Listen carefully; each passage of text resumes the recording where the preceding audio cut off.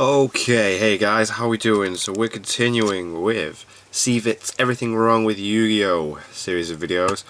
And we are on Season 3, Part 2. Because we did Part 1 last time, and how many times have I made this joke about videos? Best intros and outros ever. Boom. Anyway, let's just get straight into this. Everything Wrong with Yu-Gi-Oh! Season 3, Part 2.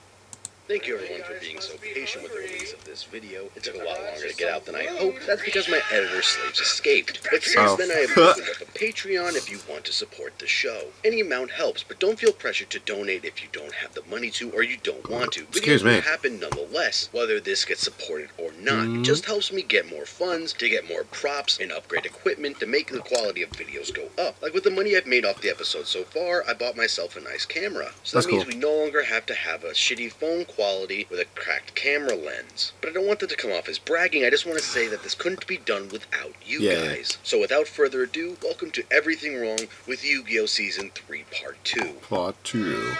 Yu-Gi-Oh! It's finally time to move the plot forward. No longer do we have to sit through a meaningless filler arc for 25 episodes that really added a lot to the Kaiba story. How many episodes it was? It really made me care for Mokuba and not the fact that he's an annoying fucking kid. Hey, but Alex, isn't it super deep? Look how tragic their backstory was. I don't give a flying fuck. Yeah, this must have been so important, just like the fact that everyone goes back to normal and acts like this never fucking happens. Yeah. And the only time this is ever brought up again is in a flashback in the last episode by Taya. Also, in the last episode by Kaiba as he's leaving the island. I don't give a fuck what any of you idiots say. That arc was garbage and it was filler, and fuck anyone who says otherwise.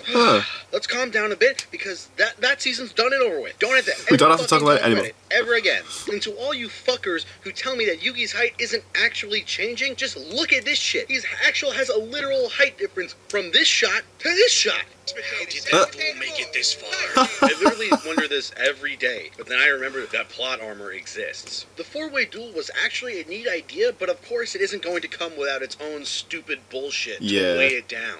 Dueling decks to no more than 40 cards. Wait, their deck limit is only to 40 now? How many have they been playing with this whole fucking time? Joey seems like the type of guy who'd play 120 cards in his deck because they're all the best cards and he can't possibly cut any of them down. Who should I pick? This is anime. You should know better than anyone that you are going to fight the main villain that they've been building up this whole fucking time in the finale, and they can't have it any other way. You think writers would try to be different and do something else? Fuck no. Because idiots like you guys eat this shit up. Oh my god, you see how cool it was? That Goku be doing the woo! Congratulations. You are feeding on creativity and showing them that, yes, we don't have to be different because this shit will sell like hotcakes no matter what. What's that? Maya's about to beat Marik? Fuck no. Time to pull some bullshit out of her asses because she can't beat him. Oh, what's that? Joey's gonna win? Ha! In a million years, retard. How is anyone supposed to see the attack points of their monsters if their fingers are blocking it? Even in the context of the Japanese version, they're still blocking the attack points on the card. Funny. This could be just some Mandela effect bullshit, but I could have sworn earlier in the show they were entering their spell and trap cards on the outside of the duel disc. But you see here, they're entering them on the inside. I could be completely wrong with this and just remembering because the real-life duel discs, you enter them on the outside, but I could have sworn. I will look through all the footage, hopefully, if I don't get too lazy. If I don't, I don't. But I will try to find it.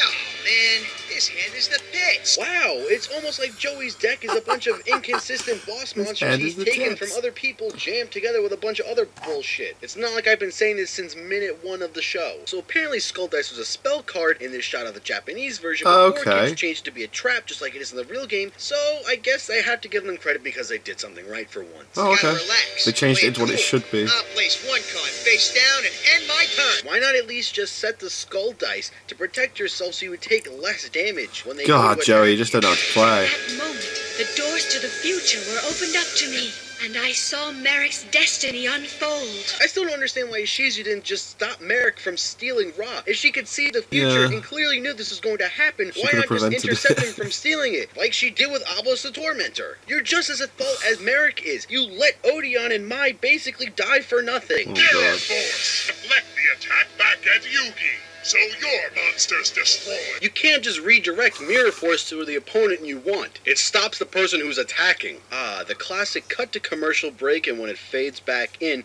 you have one of your useless side characters explain step by step what just happened. I get this is supposed to be made for kids, but are kids really this fucking stupid that you have to do it? I guess anyone who's stupid enough to idolize retards like Jake Paul and Rice Gum would need everything to be explained to them like this. This four-way duel is confusing. What's the score?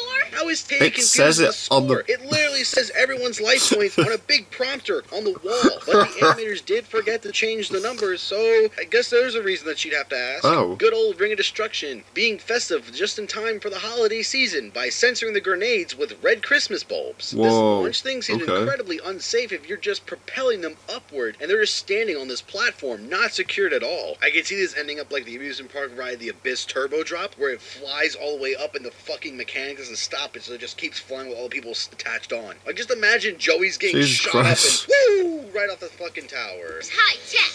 I'll come. Yeah, it's totally not like it's 2004, where landlines are already an established thing in almost in every single household, you smug little cunt. If memory serves me, that Egyptian god card knocked you out cold. Yeah, Joey, you were knocked out by being struck by lightning. That means you're a terrible duelist. We also completely forgot the fact that it would almost kill Odeon, but I guess that wasn't important enough to remember. Joey! How the fuck did she hear that all the way down there? On Marik's duel disc, you can see that Drillago is drawn as a normal monster, but it is an effect monster. So why is Joey taking damage when the attack of Panther War is being lowered? It was stated earlier that it's only when monsters are destroyed.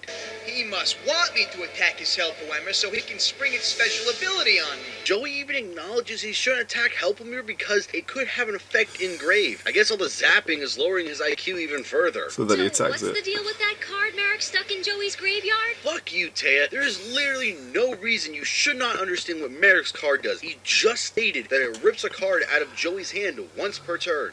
Oh no! They left the Japanese art of Foolish Burial, the tombstone with the cross on! I wonder if there was actually any backlash of some sort, or did nothing happen because no one actually fucking cares, yet 4Kids makes it their goal to censor as much as they can get away with. It just took my Insect Queen! It's mighty convenient that Helpoemir only seems to be taking his boss monsters, despite the fact that he has other cards in his hand. What the fuck is that background? They just forget to draw on like buckets. That is terrible, isn't it? Purple static. The kids won't notice it. What's up with Joey's face in these last few episodes? It looks like he's melting. Is this also an effect of a shadow duel? Lava Golem makes you take 1,000 damage, but I guess they did have to change it so Joey just didn't die in 3 turns. How else are they gonna milk it for 6 episodes? To increase the attack points of your plasma eel.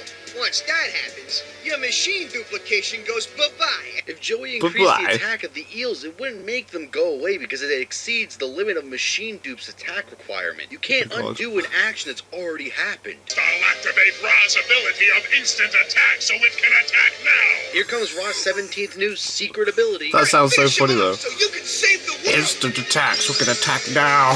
That was the cheesiest fucking transition I've ever seen. Once again, Marik won by a bunch of bullshit and assholes, and people keep defending him that he's a great villain. So in the dub, they're playing up Marik as being this untouchable, unbeatable force, but in the Japanese version, Marik is visibly hurt and throws up after finishing his duel with Joey. I'm not really sure why they needed to cut these scenes out. That's cool. How the fuck did you get 70 life points? Then he'll need this. Yeah, just move this severely injured patient to put a fucking clunky-ass dual disc on him while he's unconscious. Great idea. That'll this make him will feel help better. him. Some evil thingy. Evil thingy? Really? You couldn't have used any other descriptor for this? We're right here. Good. Don't worry, Yugi. We're always sitting on the sidelines because we have nothing else to add to the plot. Like how the show has to keep cutting back to us while you're dueling Kaiba while we're sitting in the plane to remind the viewers of our existence. Change of Heart isn't a quick play spell, so how is Yugi able to activate it on Kaiba's turn? Enemy controller requires you to tribute one monster in order to take one, so at the end of the day, he would still only have 2 monsters on his side of the field. God damn it, 4Kids, stop getting things right so I have to keep praising you. In the Japanese version, Light Force Swords was a spell card, but in the 4Kids version, they changed it to a trap like it is in real life. Lullaby of Obedience requires you to pay 2,000 life points. Exchange isn't a quick play spell, so it's still Kaiba's turn, so Yugi could not activate this card. I'm getting bored, and so are my fans. All your fans are holograms, so they can't get bored. Now I can see how you were able to defeat my sister. But all he's really done is just summon 3 monsters and fuse them together while Yugi pretty much bricked and is playing safe. So right here you can see Yugi has 3 cards in his hand and Jack's Knight in the other one. One of those we know is Slifer. So once he summons Slifer, he only has 2 cards. So where did that extra card come from? That's great. This whole dilemma could have been easily avoided if you just set Life Shaver before activating Exchange. They keep acting like XYZ Dragon Cannon can be attributed to summon Obelisk, but it's 1 monster. It isn't counted as 3, and it's not like ABC Dragon Buster, where it can split back into its original 3 parts. You're just stuck with it. Has deafened your Sky Dragon with its extremely powerful shriek. And since your monster couldn't hear your command, I'm afraid your attack is cancelled out. So apparently because your monster can't hear you, you can't conduct an attack now.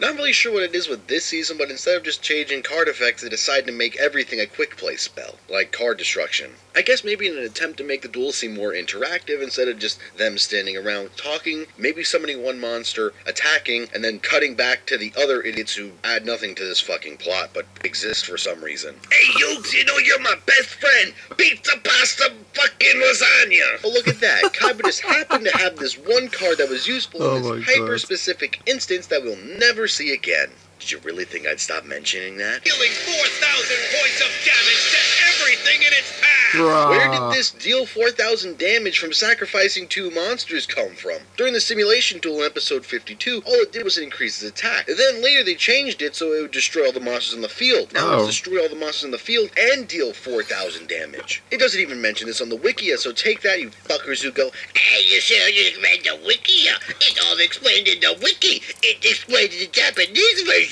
I guess Yugi got fed up enough with Kaiba's use of plot armor cards, so he decided to start using them himself. I never thought you'd take such a cheap shot at my Egyptian god card. But isn't that exactly what you did with power balance, making Yugi ditch half his hand? Yugi already attempted to attack Obelisk earlier, and then went into main phase 2 after it failed, activating Necromancy. Now he's trying to make another attack. It's YCS Denver all over again. And it let you stop our battle before Slifer was unlucky enough to collide with Obelisk. Electromagnetic Turtle is during your opponent's battle phase. It was mighty convenient that they changed it so it was during Yugi's turn so he wouldn't kill himself by attacking Obelisk. Gotta cut back to Mako and Rex to remind all the viewers that there's still characters in this show. Card of Sanctity requires you banish all of your cards in your hand, minimum 1, then draw 2 cards. But of course they had to change it so Yugi wouldn't just automatically lose with Slifer only at 2,000 attack. As redundant as me mentioning these things are, it is also getting extremely repetitive and annoying when the show just keeps doing this so Yugi can win. Why not just write it so Yugi just doesn't win by an asshole and it feels like he actually outplays Kaiba? Oh wait, because that would require good writing skills. Do you think Kaiba to pay for all the screens they just broke? These are ancient versions of ourselves! What clued you in on that? The fact he sounds just like you? Or the fact that he has the same exact hair as you? I doubt many people have that hairstyle, especially during the age of the Pharaoh. Mine's been playing tricks on me! You'd think at this point that Kai would stop chalking this all up to his mind playing tricks on him, like when he could start reading Egyptian yet not knowing the language at all. Or when he and Yugi were in the same flashback at the same time. Wasn't that the same card art that the guillotine used during the Arcana duel? Why are they using it for card of demise now? On a duel disc, you can see that Obelisk the Tormentor is in attack position, but in the actual context of the duel, he's in defense position. Why is nobody stopping Tristan from moving a severely injured person around like a rag doll? Oh, he needs to see this. It might make him wake up. Yeah, seeing that your friend is in trouble will make you wake up from a coma and crippled body. Great idea, Tristan. We'd like to interrupt this very important duel with a Joey dream sequence, where he's dueling someone's deviant art OC. How else are we going to milk these duels for another 7 episodes? And your flute works on my hand as well. How come Yugi always gets to keep using other people's spells, saying that it affects his side of the field as well? Like right now, how he's using Flute of Summoning Dragons to bring out his red eyes. Did Kaiba just forget that Spellbinding Circle was there? I mean, I can't really blame him, considering how much this duel's been interrupted by Joey dream sequences. It's in critical condition a minute ago. Come on, Doc, don't you know how anime works? Main character injuries don't actually matter unless it's plot relevant. And with that, he'll need a polymerization card. Can you really be sure, Yugi? Joey didn't need polymerization, so maybe Kaiba won't need it either this episode. What? Here's another example of them giving the quick play ability to more spell cards. Magic Formula was even in the show earlier this season when Taya was dueling the Penguin. Right. You gotta have plot convenience so Yugi doesn't lose. We literally saw this interaction last episode. Why are we recapping it like it was a season ago or more? It's okay, Kaiba. We all know that Yugi cheated to win. I'll accept this ridiculous challenge of yours. It shouldn't take too long. Yeah, it's only 3 episodes this time. Oh my Shocking, God. really. Oh How my many God. times do we have to see Joey win in the flashback? Holy fuck, no wonder this took 3 episodes. Jesus Can you Christ. imagine waiting 3 weeks for this fucking duel to conclude? That must Only have for been them to so keep cutting annoying. away to a flashback that everyone already fucking remembers? I know all about you and your face-down strategies. Holy shit! Even Joey's figured this out! Magic cards don't work on Gear Freeze. But Gear Freed cannot be affected by equipped spells because anytime they are, it automatically is destroyed. So, good try, I guess, Joey? There goes literally his entire deck. Give it a good go, bud. Fucking hell, dude, we've really gotta milk this shit. How many more fucking flashbacks do I need? It's really getting old where a villain has the perfect chance to win. Like if Marik dueled Yugi right here, he's completely distracted, trying to focus on Taya wondering if she's okay, that he could easily win, but he decides, fuck it, we'll go win later. And now Card of Demise has the correct art? Can fucking 4 kids make up their mind? But I'm gonna use a slightly different command code than you did, Kaiba. So Joey just added in a command code and destroyed the monster instead of taking it. If we ignore the fact that they had this added effect, how the fuck would Joey even know the code? This isn't his card. He stole it from Kaiba. Do you ever wonder why it's called Blue Eyes White Dragon? Because in every scene that's in the anime, it's colored blue. Good old time wizard coming to save the day. I know that Yugi has 2 Egyptian god cards and Marik only has 1. But Yugi's are gonna be tougher to summon to the field. Now the show is even acknowledging the fact that just because you have more god monsters doesn't mean your deck is inherently better. Because it takes more effort to summon all of them. Yeah. Maybe they'll put some budget into drawing us next time too. Animation was down a bit there, wasn't it? Mind games Marik is playing with all of his face down cards. You think Yugi would use the Millennium Necklace to see the future? It's totally not like this is the whole reason that Shizu gave it to him. But I'm guessing that's because the show completely forgot its existence because Oh my it's not plot relevant right God. now. For as much as I think Marik is a shitty villain and his deck is a complete gimmick that should have never worked in a real duel with anyone more than 3 brain cells, I am enjoying his taunting in this duel. Fate has allowed the Pharaoh to draw the card you gave to him. AKA the writers made him draw the 1 card he needed to win. You must have given up. Why else would you place a card on the field without looking at it first? Guess Marik hasn't seen enough anime, because that means he's pretty much fucked. I in think, Yami yeah, if last you're the time. villain, you How should be is this worried floating about eye something like exactly that. talking? In a close-up of Yami Marik's hand, he's holding Monster Reborn after activating Zombie's Jewel. You can also see that he's holding Fiend Sanctuary, even though Kaiba said in the earlier episode that only he had this card. Oh. When Yami first drew Fiend Sanctuary and placed it without looking at it, you could see on the duel list that he has another spell or trap card set. But after the commercial break, when it re-shows him placing Fiend Sanctuary, only that card is set on the duel disc. Yeah, you can still see the other card on the it's field, just actually not on there. the duel disc itself. So apparently Deep Fusion gives back all of his life points now too. Yugi wasn't able to successfully use the card I gave it. What do you mean that was unsuccessful? If Marik didn't just defuse himself from his own monster, giving back all of his life points for no fucking reason, then he would have won the duel and quote-unquote used it correctly. Just do whatever it takes to defeat him.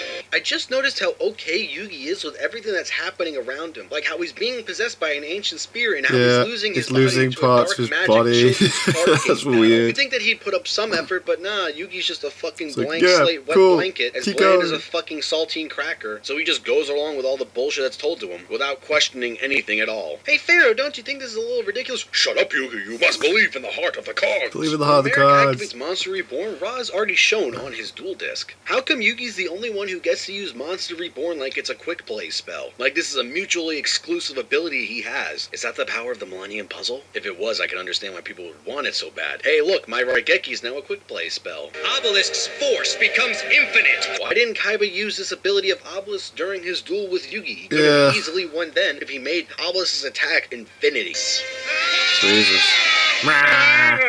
Okay, I have to admit that this is a really fucking cool sequence of events. So you can look at Marik right now and see that he's wearing 3 golden rings around his neck and a golden band around each of his arms. When he Right. gives Yami the Millennium Rod and the Millennium Ring, he has no golden neck rings. As the scene Oh. switches over to him and the gang talking on the dueling ring, Kaiba yells at the group and tells them to get the fuck out. He still has no neck rings. Also, his Yeah. left armband is gone. Once he announces the tournament has Oh my ended, God. it shows that he has 2 neck rings on instead of 3, and his armband has returned. But once Kaiba says Oh that the my duel tower is about to God. explode and it cuts back back to the group, Marik's left arm ring is gone again. Watch this. Whack. Where the fuck did it go? Even though you only won that duel due to Marik's forfeit. Only won by forfeit? He had 1 life point left. Because in 1 hour, this island will explode. Why the fuck would you have Why your would tower you do that? self-destruct? That seems incredibly unsafe. Oh no. Was that the oh no from Knuckles in the Sonic Adventure game? Oh no. Oh no. Oh no. Oh no. Oh no. Did no one realize the helicopter was right there as they were freaking out for the past 30 fucking minutes? Only Kaiba would nearly blow himself up to look super cool flying out of a blue-eyes white dragon jet. Put that down. Out of 30 takes, that was the best we got. You were like a sister to me. We've had a total of 1 whole conversation. That makes us sisters now. The entire last episode of this season is a flashback of what happened during it. Way to give your fans a big fuck you for watching the entire time. Hey guys, do you want a cool ending? Fuck no. Here's Taya recapping what just happened. It's not like you totally just watched that whole fucking thing transpire. God damn, we finally made it through this season. We can move on to something more interesting like the Orichalcos arc in Waking the Dragons. Thanks for watching, guys. If you enjoyed, I ask that you please subscribe for further videos. Don't forget to follow me on Twitter, where I give updates on my progress for these. And keep an eye out for when I stream on YouTube or Twitch, where I edit these episodes. Like I mentioned earlier, I do have a Patreon if you would like to support the show. And for those wondering, yes, after I finish Duel Monsters, I will be moving on to GX and further. And until next time, guys, peace. That was cool. I love it. I like how that was weird, isn't it? Like how he was going on about in the last one, or the previous ones, how like the original cards then get changed in the TV show, in the dub. Don't know why, but then it happened the other way around as well. Like, so odd, because obviously they wouldn't need to change it into. If they were making mistakes where they were changing something in the first place. You know what I mean? That's odd. But, yeah, I liked that. And we'll do Season 4. And then I've got other Naruto, God. Yu-Gi-Oh! Naruto, other Yu-Gi-Oh related videos that I've found that I think would be quite interesting, similar to some of the things that this guy's been, Cvit's been pointing out in these videos, but like specifically different things, which I think will be fun. But yeah, thank you guys very much for watching. What did you guys think of that? What did you guys think of this? Click like, subscribe if you haven't already, leave comments down below, let me know what I should watch and discuss in future videos, and I'll see you guys, yes, Yu-Gi-Oh guys, next time.